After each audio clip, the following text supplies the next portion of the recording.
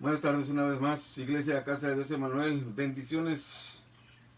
Les saludamos en el nombre del Señor, reunidos hoy aquí en este día, primer día de la semana, celebrando al Señor. Y quisiera primeramente enviar el saludo a Iglesia Casa de Dios Emanuel y después a todos los amigos y hermanos que van a sintonizar y van a ver este video. Espero que sea de bendición. Si hay algún punto que quieran aclarar después, por ahí me pueden buscar en mi Facebook. Les voy a suplicar primeramente que saquen su Biblia. Es muy importante que tengan su Biblia a la mano para que lo que yo estoy leyendo, lo que yo estoy hablando, usted lo pueda consultar con su Biblia. O si quiere que esto sea un poco más rápido, simple y sencillamente un papel y una pluma o un lápiz y apunte las citas y ustedes pues las pueden repasar. Estamos ahorita en la Iglesia Casa de Dios Emanuel. Empecé una serie sobre las 7 iglesias de Apocalipsis capítulos 2 y 3. Y he dicho yo esto, Apocalipsis es la continuación del Evangelio. ¿Por qué digo esto? Porque el mismo Jesús que encontramos en los Evangelios es el mismo Jesús que está en Apocalipsis. Él no ha cambiado ni va a cambiar, Él es el mismo ayer, hoy y siempre. La gente obviamente por causa de que le da una interpretación incorrecta ve el libro de Apocalipsis, especialmente la iglesia, como un libro lleno de juicios, y obviamente que sí hay, la mayoría son juicios, pero no son para la iglesia. Entonces cuando leemos este libro, al principio del libro dice que es una bendición. ¿Para quién? Pues para nosotros, obviamente. El Señor simplemente nos está diciendo las cosas que van a ocurrir y nos está previniendo acerca de ellas. No únicamente nos está previniendo, sino que nos está haciendo saber que Él ya nos salvó de todas estas cosas.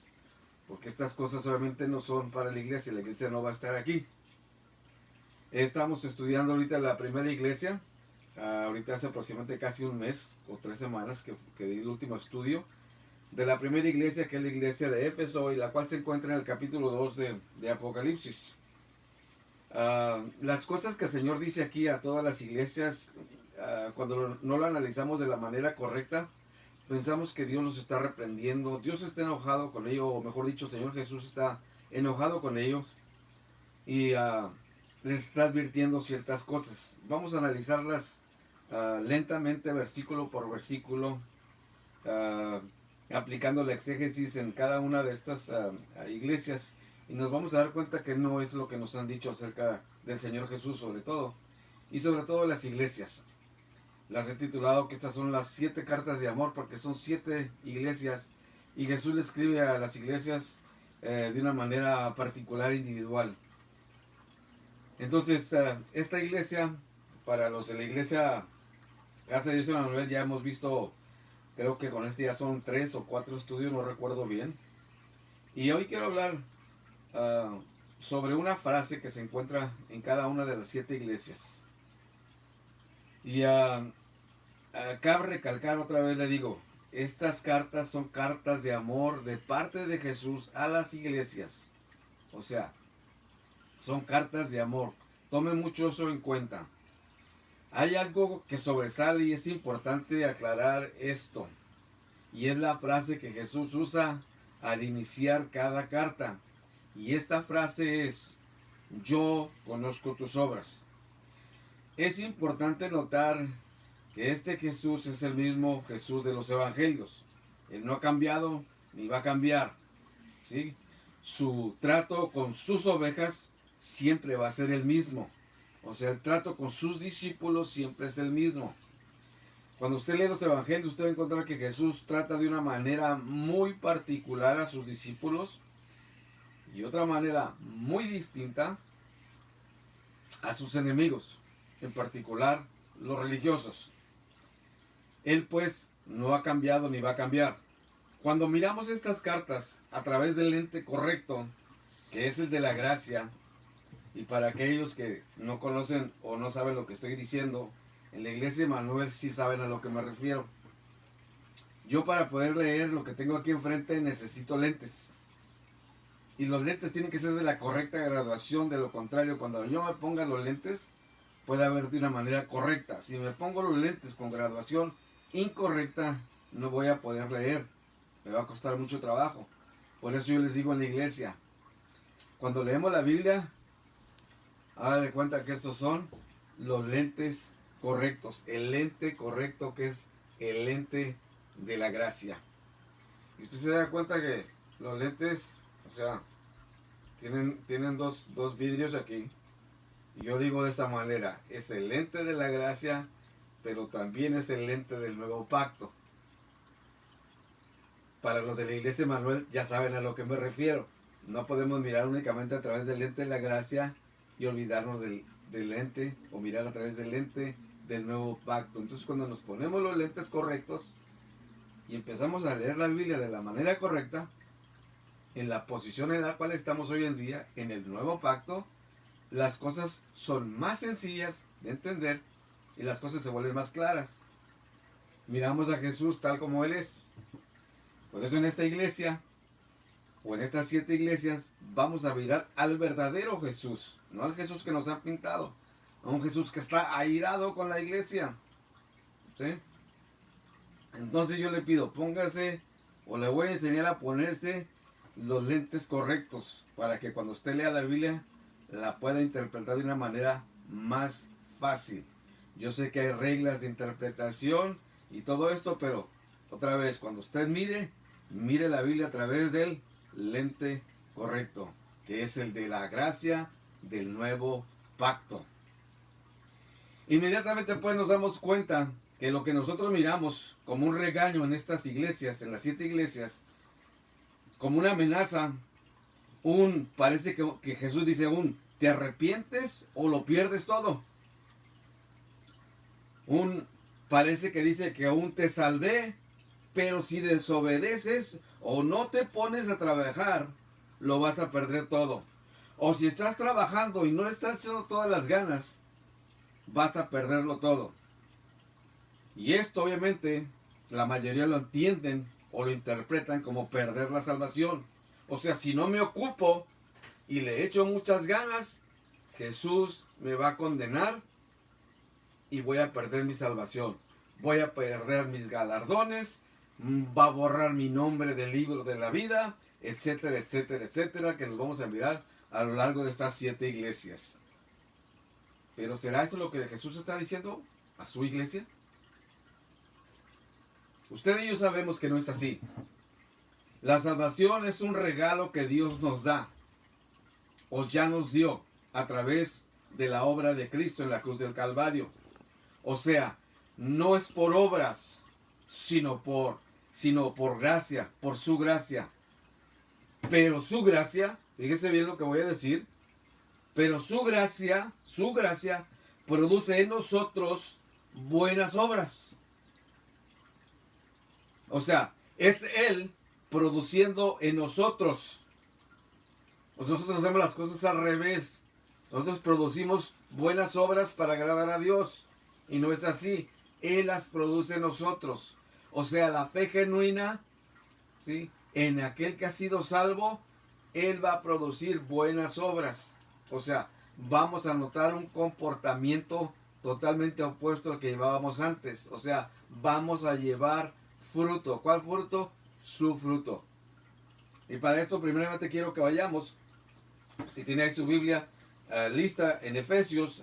Obviamente no voy a, por causa del tiempo, no voy a agotar todos los pasajes que hablan sobre este tema. En Efesios 2:10, Pablo nos dice, o le dice a la iglesia, presenta a la misma iglesia, la iglesia de Éfeso, le dice, porque somos hechura suya, creados en Cristo Jesús, para buenas obras, las cuales Dios preparó de antemano para que anduviésemos en ellas. Si usted nota, dice, porque somos hechura suya, creados en Cristo Jesús, para. Esa palabra para no es lo mismo que por. Por es las cosas que yo tendría que hacer. Para, Él lo creó, nos creó, o una nueva creación, para Él producir eso en nosotros. Más atrás, un poquito de versículos más atrás, nos dice, en el versículo 8 dice, porque por gracia sois salvos, por medio de la fe. Y esto no es de vosotros. ¿Esto de qué está hablando? De la salvación y de la fe. Son un regalo de Dios. Y esto no es de vosotros, pues es don de Dios. Y luego el versículo 9 dice, no por obras, para que nadie se gloríe. Si fuera por obras, Dios mismo se contradice. ¿Ok? Tenemos otro pasaje más en Tito. Pablo escribe a Tito y le dice lo siguiente. Vamos a encontrar a Tito. Tito, capítulo 3, versículo 5, dice Pablo lo siguiente, dice, nos salvó no por obras de justicia que nosotros hubiéramos hecho, sino por su misericordia, por el lavamiento de la regeneración y por la renovación en el Espíritu Santo. Entonces es Dios obrando en y a través de nosotros. En Santiago, para aquellos que están pensando, entonces lo que dice Santiago se contradice, porque en Santiago capítulo 2, versículo 18 dice, pero alguno dirá, tú tienes fe y yo tengo obras. Muéstrame pues tu fe sin tus obras y yo te mostraré mi fe por mis obras. ¿Qué es lo que está diciendo Santiago? Que si tú tienes fe, si tú dices que tienes fe y no hay una evidencia, no hay fruto, esa fe no es genuina, esa fe es muerta. En otras palabras, no eres salvo. No es por decir. Claro que es por la fe, pero esa fe produce, Él produce en nosotros. Por eso dice, mira, yo con mis obras te muestro mi fe. Eso es lo que está diciendo Santiago, no se está contradiciendo con lo que dice Pablo. No es el que dice, el mismo Señor Jesús lo dijo, no es el que dice, o sea, de los que dicen Señor, Señor, sino el que hace la voluntad de mi Padre. ¿Ok? Bien. Santiago nos dice que la fe genuina, pues, produce en nosotros buenas obras. Produce en nosotros buenas obras. En otras palabras, el que verdaderamente es salvo se va a evidenciar por las buenas obras que Dios produce en nosotros. Pero ¿dónde dice eso en la Biblia? Pues hay muchísimos versículos. Y estamos en Santiago, volteemos unas cuantas páginas hacia atrás. En Hebreos capítulo 13, versículos 20 y 21. Y estoy usando nada más unos 2 o 3 versículos, hay más todavía, pero estoy usando nada más como ejemplo. Y dice el versículo 20, y el Dios de paz que resucitó de los muertos a nuestro Señor Jesucristo, el gran pastor de las ovejas, por la sangre del pacto eterno. Fíjese bien en esto, versículo 21, os haga, ¿quién va a ser a quién? Dios nos va a hacer a nosotros, os haga aptos en toda obra buena. ¿Para qué? Para que hagáis su voluntad, haciendo otra vez Él en vosotros lo que es agradable delante de Él por Jesucristo, al cual se da gloria por los siglos de los siglos. Perdón. Tenemos otro pasaje más. Sí, claro, hay bastantes. Si usted va conmigo al libro de Filipenses, que también lo escribe Pablo, y esto es algo muy importante. Dios levantó 12 apóstoles, todos judíos.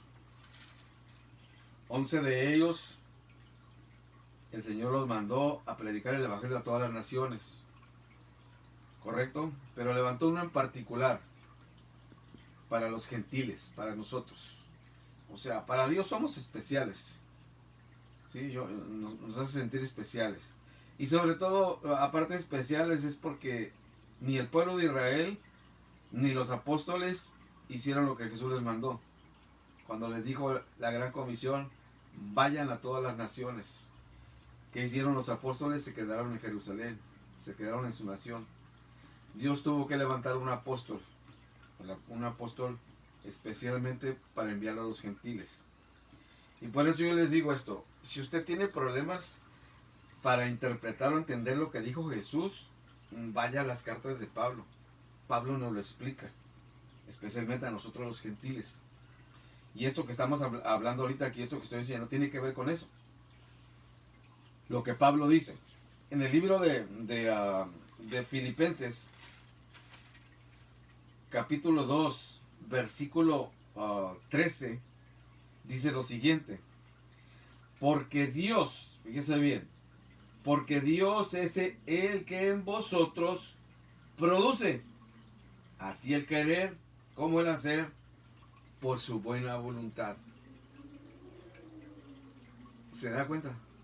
Es Dios el que produce todo eso. En otras palabras, es Dios el que hace todas estas cosas. Dios es el que produce esto. Eso, en otras palabras, es la gracia de Dios operando en nosotros, la que produce buenas obras. ¿Por qué son buenas obras? Porque se originaron en la mente de Dios, en la mente y el corazón de Dios. Y eso lo ha puesto en nosotros, viene del cielo, llega a la tierra, buenas obras, terminan otra vez de donde se originaron, en la mente y el corazón de Dios. Por eso Dios se agrada, por eso estamos haciendo su voluntad. Él es el que produce todo esto. Entonces es la gracia de Dios operando en nosotros la que produce buenas obras. Y no nada más las buenas obras, sino la perseverancia, el arduo trabajo. Y esto era lo que tenía esta iglesia de Éfeso. Usted lo lee en Apocalipsis. Vamos rápidamente otra vez a la iglesia de Apocalipsis, la iglesia de Éfeso en Apocalipsis. Y Jesús les dice estas palabras: yo conozco tus obras y tu arduo trabajo y paciencia, y que no puedes soportar a los malos, y has probado a los que se dicen ser apóstoles y no lo son, y los has hallado mentirosos. Y eso me recuerda a los días de hoy en día, ¿no? Con la plaga que hay hoy en día de apóstoles y profetas, que Dios nunca los mandó. ¿Okay? Tenemos que probarlos para encontrarlos mentirosos. Los tenemos que probar, o mejor dicho, lo que dicen, filtrarlo todo a través de la Biblia. Y eso es lo que hoy en día la iglesia no hace. Y no lo hace porque ignora la palabra. E ignora la palabra porque no lee la palabra. Entonces, en otras palabras, no aman a Dios. Dicen que aman a Dios. El mismo Jesús lo dijo allá en San Juan 14. El que me ama, mi palabra guardará. ¿Sí? O sea, si tú dices que amas a Jesús y amas a Dios y no lees la Biblia, no te gusta leer la Biblia, esa es una señal, un foco rojo de que tú no amas a Dios, tú no amas a Jesús. ¿Ok? Eso nada más como una advertencia de que abra los ojos. Tal vez te gusta tu iglesia, te gusta el ambiente, ¿sí? Y no tiene nada de malo eso. Pero si no amas su palabra, pregúntate. Si quiere decir que no lo amas a Él. Dices que lo amas, pero no lo amas. Pero ese no es el tema, ¿no? Obviamente. Yo conozco tus obras y tu arduo trabajo. Aquí lo que Jesús le está diciendo, ok, yo conozco tus obras. Si son buenos, o sea, el trabajo, tu arduo trabajo y todo lo que haces está bien. Y una sola cosa es lo que encuentra mal en esta iglesia. Y esa cosa es que dejaron su primer amor. Y su primer amor no es el amor de nosotros hacia Él. Ese es el segundo amor. El primer amor es el amor de Dios para con nosotros. Cuando eso se nos olvida, perdemos totalmente de vista a Jesús. Jesús no lo está condenando por las cosas que hicieron buenas, por trabajar duro. No lo está criticando por eso. Sino que se les ha olvidado cuánto Dios los ama. Eso también es una advertencia para nosotros. Porque nosotros pensamos de una manera equivocada. Pensamos o nos han hecho creer que Dios nos salvó para que le sirvamos. Y sí, sin lugar a dudas, vamos a servir. Pero esa no es la prioridad. Dios te salvó y te adoptó en su familia para que ahora tengamos una relación con Él, de padre a hijo, de hijo a padre. Y eso muchos lo ignoran o lo hacen a un lado. Y están tan ocupados como la iglesia de Éfeso, en su arduo trabajo. Y se les olvida su relación, su intimidad con el Padre. No perdamos de vista eso. No caigamos en el mismo error de la iglesia de Éfeso, aquí en Apocalipsis capítulo 2. Él produce buenas obras, Él produce la perseverancia en nosotros. No es porque nosotros le echamos muchas ganas, es que Él produce eso en nosotros. Es el que está en nosotros que produce eso. El arduo trabajo. Fíjese bien lo que nos dice el mismo apóstol Pablo, allá en Primera de Corintios. Voy rápidamente a Primera de Corintios. Nada más para que, si usted quiere conocer la gracia, obviamente tiene que conocer a Jesús primeramente, ¿no? Pero para que la pueda entender, tenemos que leer los escritos de Pablo. Es el apóstol, por eso le llaman el apóstol de la gracia. Y Pablo entendía todas estas cosas. Son cosas que nosotros necesitamos saber, necesitamos entender, necesitamos aplicarlas, ¿sí? Para bien nuestro y para la gloria de Dios. 1 Corintios 15:10, Pablo nos dice esto, le dice esto a la iglesia de Corintios y obviamente también es para nosotros. Dice, pero por la gracia de Dios soy lo que soy. Y su gracia no ha sido en vano conmigo. Antes dice, he trabajado más que todos ellos, hablando de los otros apóstoles, pero no yo. Inmediatamente reconoce bien en su mente, pero no yo. He trabajado más que ellos. Sí, claro, usted mire la vida de Pablo y la vida de los demás apóstoles. ¿Quién trabajó más? Fue Pablo. Y dice, yo he trabajado más que todos ellos, pero no yo, dice. ¿Se da cuenta? La humildad, lo que la gracia produce en usted. Cuando usted conoce la gracia, ¿cómo lo transforma su gracia? Pero no yo, sino la gracia de Dios conmigo, dice. ¡Wow! Esto a mí me gusta, ¿sí? La gracia de Dios conmigo. En 2 Pablo continúa o nos da un poquito más luz sobre esto que estoy hablando, que tiene que ver con la iglesia de Éfeso. No ha dejado la iglesia de Éfeso ahí en Apocalipsis. Estamos hablando de yo conozco tus obras. Y en 2 Corintios capítulo 11, versículo 23, Pablo hace una lista ahí, usted léelo más tarde ahí en su casa. Y Pablo hace esta pregunta, dice, ¿son ministros de Cristo? Dice, como si estuviera loco hablo, entre paréntesis. Dice, yo más. En trabajos, más abundante. Y ahí viene esto, fíjense bien, en trabajos, harto trabajo. Porque parece que es lo único que nos interesa nada más. Y no tiene nada de malo. En azotes sin número, ahí sí ya no nos gusta, ¿verdad? Ahí ya no nos va a gustar. En azotes sin número, en cárceles, más que ellos. En peligros de muerte, muchas veces. De los judíos 5 veces he recibido 40 azotes menos uno. 3 veces he sido azotado con varas. Ah, caray, eso como que ya no, ese evangelio ya no me gustó. Quisiera ver a los apóstoles de hoy en día, que se dicen apóstoles, padeciendo lo que Pablo padeció. O incluso nosotros. Nosotros vivimos bien tranquilos, bien en paz. Una vez apedreado, 3 veces he padecido naufragio, una noche y un día he estado como náufrago en alta mar, y ahí continúa la lista, etcétera, etcétera. Pero todo eso lo soportó, y todo eso, o sea, trabajó en eso arduamente. ¿Qué era lo que lo impulsaba? Su gracia, la gracia de Dios, trabajando y operando en él. Trabajando y operando en él. Su gracia, primeramente, sobre todo, produce humildad. Cuando usted conoce la gracia, cuando realmente conoce la gracia de Dios, no es una palabra que está en la Biblia para llenar un hueco, que se oye muy bonito. Su gracia es el regalo inmerecido. Sí, sin lugar a dudas. Pero cuando te das cuenta qué es la gracia, pero sobre todo, ¿quién es la gracia? La misma Biblia nos lo dice.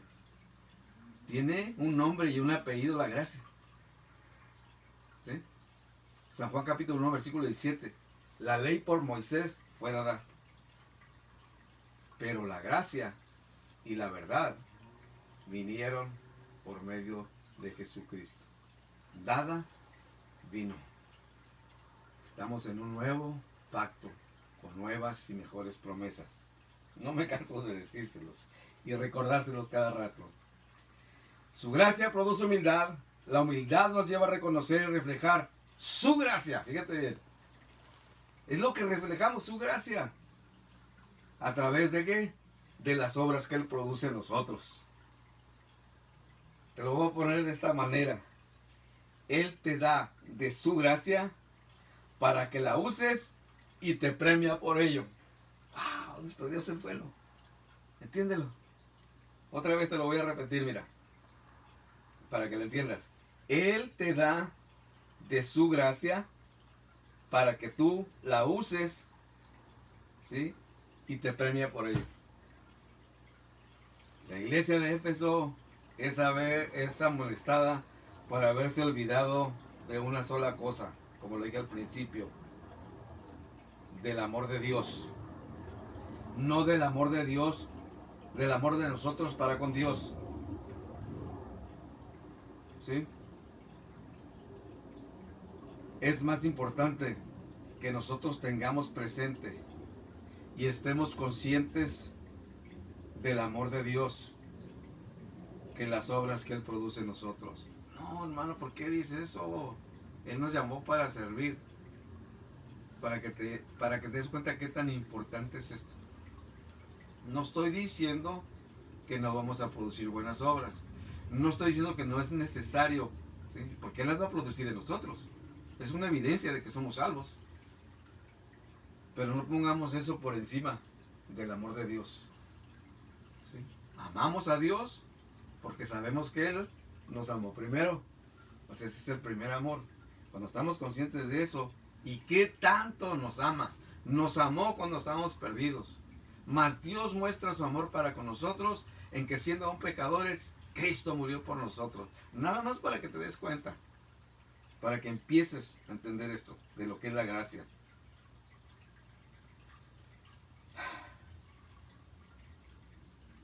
Es más importante que nosotros tengamos presente y estemos conscientes del amor de Dios que las obras que Él produce en nosotros. Aunque ambas son importantes, el amor de Él para con nosotros es la prioridad de Él. Fíjate bien, aquí no se trata de ti. Esa es otra mentira que nos hemos creído. Siempre se trata de Él. Esa es su prioridad y la va a llevar a cabo. Y debe de ser también la nuestra. Debe de ser también nuestra prioridad. Termino con esto. Cuando Él dice que conoce tus obras, es que Él sabe cuáles proceden o son producto de su gracia. Dios solo acepta aquellas que son el resultado de su gracia en ti.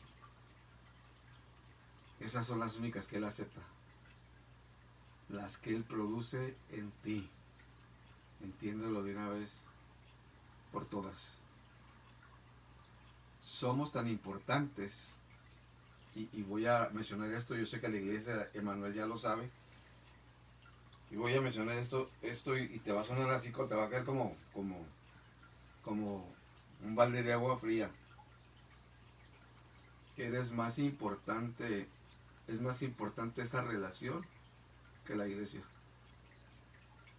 Fíjate bien lo que dice. Ahí en Apocalipsis capítulo 2, si vas conmigo. Una vez que Jesús termina de amonestarlos acerca de aquello que estaban fallando, y le dice en el versículo 5, recuerda por tanto de dónde has caído y arrepiéntete. ¿Sí? Arrepiéntete quiere decir cambia de mentalidad, no deja de pensar equivocadamente. Piensa como yo pienso, mira las cosas como yo las miro, lo que está diciendo Jesús. Y haz las primeras obras. Pues si no vendré por ti, si no vendré pronto a ti y quitaré tu candelero de su lugar si no te hubieras arrepentido. Y el candelero sabemos por el capítulo 1 versículo 20 que el candelero es la iglesia. Es que tanto te ama el Señor. ¿Ves que Él no ha cambiado? Él es el mismo de allá de los evangelios, es el mismo aquí. Esto es una continuación de los evangelios.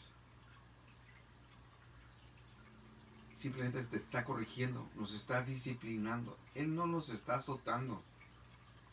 No nos salvó. Muchos que están ustedes siguen pensando que Dios nos salvó y si nos equivocamos en algo, Él nos va a enjuiciar y nos va a condenar. Eso es una creencia absurda.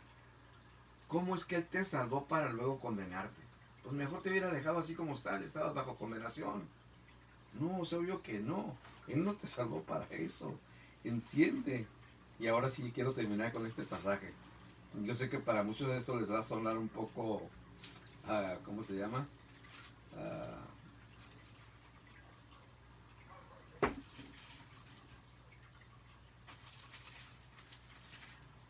ilógico, porque no es lo que nos han enseñado. Pero también, no nada más ilógico, sino que es absurdo, por esta simple y sencilla razón. La palabra lo dice, usando la lógica, y Dios lo dice. Pablo no lo volvió a decir otra vez. Dice en 1 Tesalonicenses 5, capítulo 5, versículo 9. Porque Dios no nos ha puesto, o sea, Dios no nos salvó, o sea, nos llamó de las tinieblas a su luz admirable, y ahora, en cuanto fallamos o no estamos dando la altura, la anchura, etcétera, etcétera, nos toma y nos arroja a las tinieblas otra vez. No, Él no va a hacer eso. Él, él no va a hacer eso. Y dice, porque no nos ha puesto Dios para ira, sino para alcanzar salvación por medio de nuestro Señor Jesucristo. Otra vez ahí te va. Porque no nos ha puesto Dios, ¿ok?, para ira. Eso éramos antes. Hijos de ira, hijos de desobediencia, muertos en nuestros delitos y pecados. Pero de ahí nos sacó Dios. Nosotros no nos salimos de ahí. Nosotros no escogimos a Dios. Nosotros no nos arrepentimos. Todas esas cosas nos las dio Dios. Él fue el que nos sacó de ahí. Él fue el que entró en nuestra vida. Él fue el que entró en nuestro corazón. Y no se invitó. No esperó que tú lo invitaras. Él entró. Por eso Él es soberano y todopoderoso. Él no te va a pedir permiso para salvarte. Y sé que estas cosas que estoy diciendo para muchos va a sonar, es un hereje. Es que yo, cuando yo tomé esa decisión, no, ¿cómo puedes tomar una decisión? Estabas muerto en tus delitos y pecados. Dime. La Biblia dice que Él fue el que me escogió, que Él fue el que me llamó. Él fue el que me justificó, Él fue el que me adoptó, ¿sí? Me santificó, por Él persevero, Él me glorificó. ¿Sí te das cuenta? Todo lo hace Dios.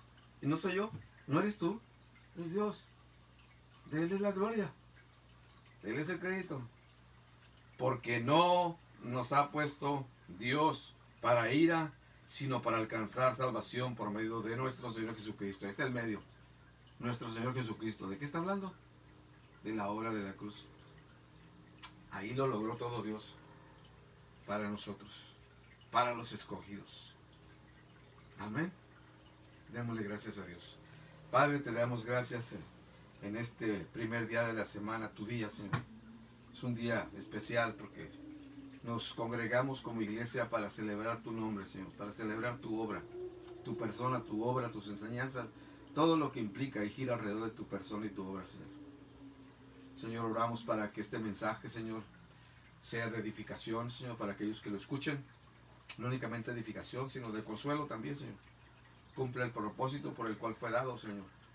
Y eso es, Señor, para que nosotros, Señor, si estamos desviados, Señor, por medio de tu palabra, tú nos corrijas, Señor. Toda escritura es inspirada por Dios y es útil para enseñar, para corregir, ¿sí?, para redarguir y para instruirnos en justicia, Señor. Para que el hombre de Dios sea enteramente preparado para toda buena obra, dice tu palabra. Es por medio de tu palabra, Señor, que tú lo haces. Por medio de tu palabra, Señor, que día a día tú nos santificas, Señor. Te damos las gracias por ello, Señor. También en este momento, Señor, seguimos orando, Señor, por la congregación, Casa de Dios Emanuel, Señor, por cada uno de mis hermanos, cada una de mis hermanas, cada familia, Señor, representada, Señor, en esa congregación, Señor. Sabemos que están en casa, Señor, ahí donde están en casa, Señor. Seas tú, Señor, fortaleciéndolos en la fe, Señor. Sigas tú, Señor, guardando su mente y su corazón en Cristo Jesús, Señor. Y cuando todo esto pase, Señor, podamos volvernos a reunir, Señor, en ese lugar, Señor. Oramos por el resto del mundo, Señor, que hoy en estos días, Señor, está trastornado, Señor, y lo único que piensa es en una cosa, en algo. Y nosotros seguimos pensando y creyendo y confiando en alguien. Y eso es la persona de Cristo y su obra completada en la cruz del Calvario. A ti sea la honra, la gloria y la alabanza por los siglos de los siglos. Amén.